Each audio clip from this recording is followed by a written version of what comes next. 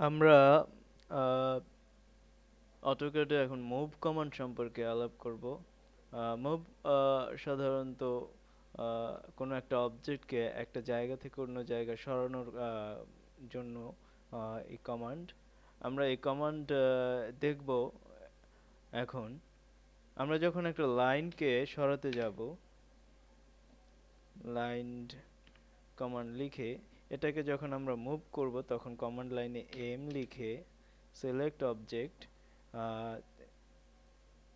First point as displacement, অর্থাৎ যে কোনো জায়গায় একটা ক্লিক করে বেসমেন্ট এই লাইনটাকে আমরা ডানে বাঁয়ে যেখানে খুশি সরিয়ে নিতে পারবো। যখন আমরা একটা লাইনকে একটা লাইনের উপর বসাতে যাব, ধরি এই লাইনটাকে নিচের লাইনের এন্ড পয়েন্টে নিয়ে যাব মুভ করে, তখন আমাকে লিখতে হবে M select object, object select করলাম, base point specify the base point or displacement, আমরা বেস পয়েন্ট ধরলাম যেটাকে ধরে আমরা সরাবো।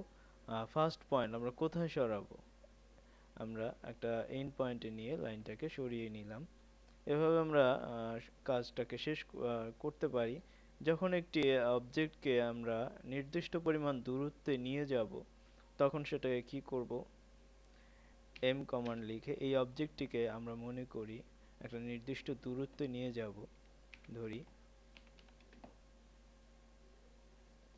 এই লাইন বরাবর আমরা মিলিয়ে নিব, তখন কমান্ড লাইনে এম লিখে সিলেক্ট অবজেক্ট, যখন এই প্রান্ত বিন্দুটাকে নিয়ে ধরে স্পেসিফাই দ্য বেস পয়েন্ট ধরে লাইনের এন্ড পয়েন্টে নিয়ে বসানোর চেষ্টা করব।